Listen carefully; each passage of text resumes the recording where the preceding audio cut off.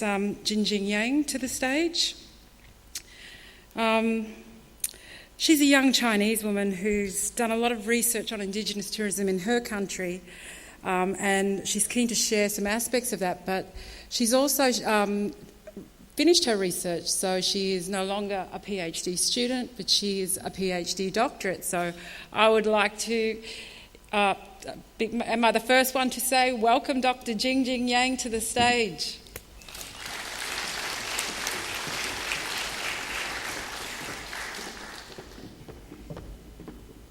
Thanks, Sherry, and thanks, everyone. First, I would like to take this opportunity to thank the conference organizers for holding this conference and also for inviting me as a speaker.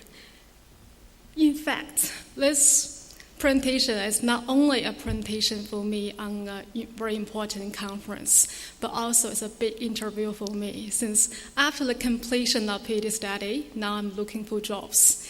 And any one of you may be my boss tomorrow. So hello, bosses.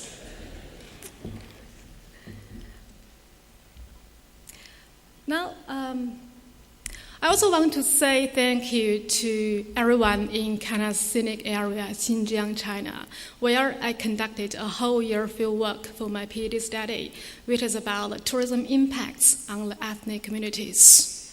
Although they are not here today, but without them, I would never have such opportunity to stand here. And besides, I would like to say thank you to everyone. Thank you for sitting in this room and listening to my presentation instead of tasting wine outside.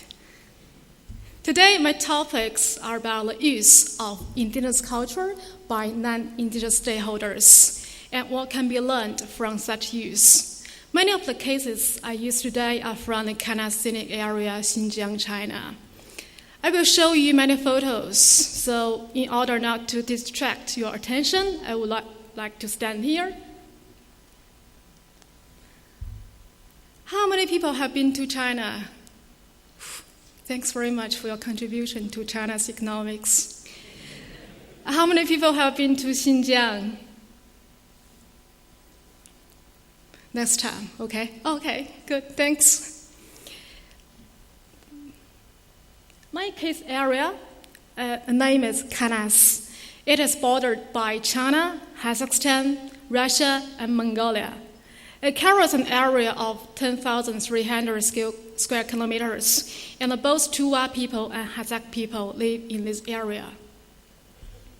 It's a state-level nature reserve, and it's also a 5A scenic spot.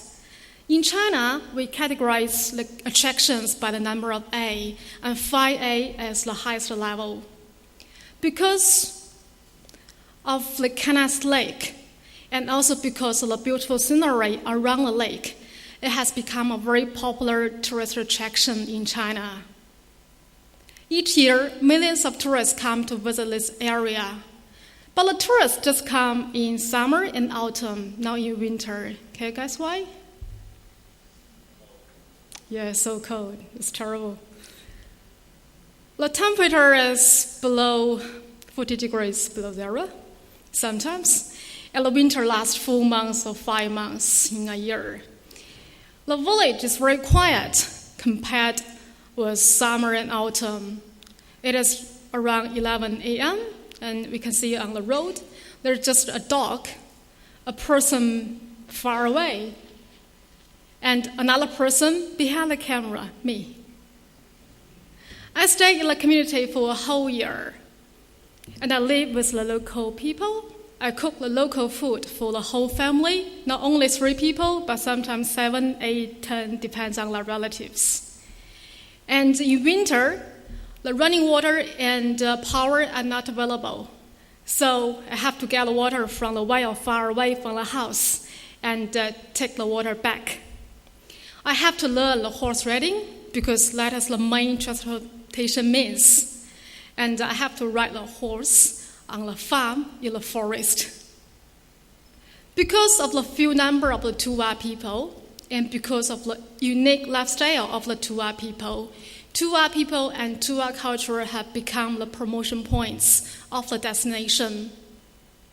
Around the world, there are about 240,000 Tuva people, and Canas is the main settlement of Tuva people in China. It has around 1,700 Tuva people. The Tuvas in the photo are making milk alcohol. Next time you come to Xinjiang, come to Canas, tell me. I will ask the locals to prepare the milk alcohol for you. Their mother language is Tuva language, and they live in a nomadic life. So in winter and summer, many of the Tuvas live in different places due to the grassland. And the dairy food and the meat are the main food. In winter, I have to eat the meat every day. On festivals, they will wear the costumes to celebrate the festivals. The Tuva people and Tuva culture are attractive to outsiders. So, the non-Tuva parties in the area also take advantage of the Tuva people and Tuva culture to attract the tourists. Such use can be categorized into two levels. First, the pretend Tuva. That means the non-Tuva parties pretend to be Tuva to attract the interest from the tourists.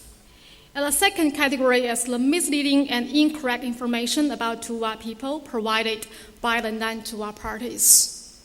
First, let's have a look at the pretend Tuva. Many entrepreneurs, including the cultural performers, the horsemen, the souvenir operators, accommodation and restaurant operators pretend to be Tuva to attract the business. And the local government provide a welcoming ceremony for the honored guests. And some of the performers are not Tuva either. In many of the ethnic communities around the world, we know there's a cultural activity named home visit. So the tourists can visit the locals' houses to taste the local food and to know and experience the locals' lifestyle. This activity is also available in this area. But the difference is that the home visit in this area is operated by Han and Kazakh people, not by the local Tuvas. And the performers are mainly Kazakhs. And the Kazakh performers dress in a local Tuva's costume to pretend to be Tuva and provide the Tuva cultural performance for tourists. The performers will introduce the Tuva culture first and then play the suar, a traditional Tuva musical instrument, and then sing and propose tourists a drink. And then we'll sing and dance together with the tourists. So, who are Kazakh people? We know there's a country named Kazakhstan. In China, the Kazakh people is one of the main nomadic minorities, especially in northwest China. And Canas belongs to the Ili Kazakh Autonomous Region. And 50.9% population of this region are Kazakhs. So from a wider perspective, the Tuvas and Kazakhs live in the same area. And the Kazakh people have higher education and business sense, and they can speak much better Chinese language with the Han tourists. Recreational horse riding is another popular tourist activity in this area. And many Kazakh and Hui horsemen tell tourists that they are Tuvas. So the tourists are very happy. Oh, you are Tuva, and then I go with you. And the souvenir operators also do this.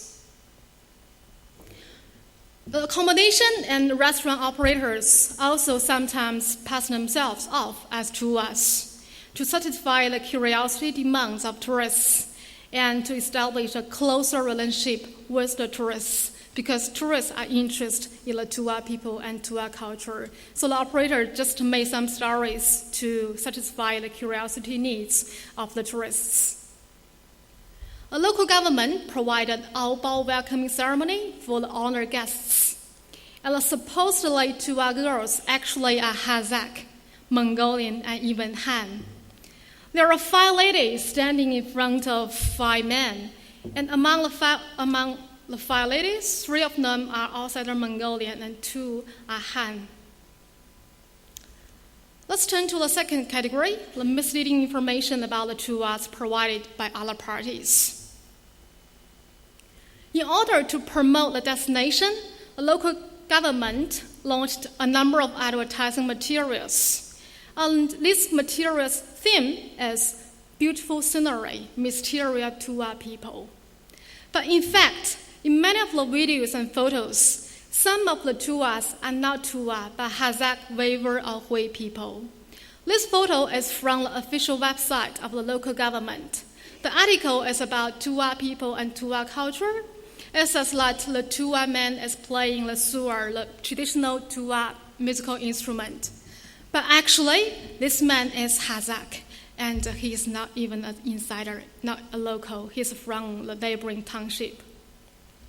We know tour guides play a very important role in introducing the local culture, but based on my experience and listen, the introduction about the tour people and tour culture to tourists are not correct and sometimes misleading, like tours are wild people.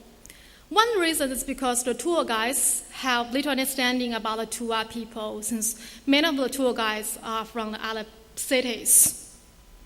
Another reason, important reason, is that because of economic profits. The tour guides get commission from the home visit properties. So the tour guides prefer to bring the tourists to the home visit properties instead of letting the tourists go to the local houses. So the tourists are afraid of the tours because they are wild people. Then the tour guides just bring the tourists to the home visit operators' places. So what's the reaction of the tours? Here, one tour's comment. Last summer, an outsider Hui lady selling souvenirs purported to be tour to tourists. I was very angry when I heard that. I questioned her. Why did you lie that you were a tour? You are not tour. The Hui lady kept silent. Here's another comment. We know that, anyway, there's great difference between China and the Western countries in terms of economic, social, culture, and political perspectives. But we have to admit that such inappropriate use happen not only in China, but also in other countries like New Zealand, USA, Australia, and Fiji. Such inappropriate use of indigenous culture may lead to the tensions between the indigenous people and the concerned parties, as seen from the comments of the tour people. It will also lead to the tensions between different subgroups of indigenous people. Any group is not homogeneous, and some indigenous people may not actually appropriate their culture, or they have to consider the economic profits first due to the reality demands. From the perspective of tourist experience, tourists, accordingly, may not get authentic experience. Anyway, some tourists may not want to such experience. And the tourists may have a misunderstanding about indigenous people and culture. We know sustainability has 3 pillars: economic, social, culture, and environmental. Such inappropriate use absolutely will lead to the socially and culturally unsustainable. There are a number of reasons contributing to such phenomena, but due to the time limit, I may not demonstrate all the reasons, just to point out a number of main reasons. First, the stakeholders' different interests and demands. Different stakeholders have their different positions in the society and have their different interests and aims. One example is the government. The government is mainly concerned about the tax, tourist number, and tourism income, the case area. According to the officials, the tour people are not good looking, and they are shy. They are not accustomed to communicating with the outsiders, so they didn't use the tour people in the videos and in the photos. This lady is not tour as me. Second, are tourists interested in authentic indigenous culture? For many of them, probably not. When we do research about the tourist motivations, or when we ask the tourists their motivations to come to the place. Many of the tourists will tell you that, yeah, I want to learn the indigenous culture. But when you give them two choices, first, to stay in the hotel and to enjoy the state indigenous culture. The second choice is to stay with the indigenous people for a couple of days. Many of the tourists, especially the package tourists, will choose the first choice. That's why the home visit properties in the KC area operate very well. A third reason is because of the relatively lower positions of indigenous people in society, especially in Asian countries. I think the non-indigenous parties require to respect and protect indigenous culture when utilize the culture. And the indigenous people, rather than other parties, should have the decision right of their cultural development. The indigenous people should be involved in their cultural development, although there will be many practical barriers. And a balance of stakeholders' interest is required to better suit the needs of all parties. So, Cardoon-Hicks' model of efficiency is suggested. The optimal outcome is reached when the administration, entrepreneurs, and tourists arrange sufficient compensation to those who are made worse off, so that all end up no worse off than before the introduction of change. Welcome to Canas. Thank you very much.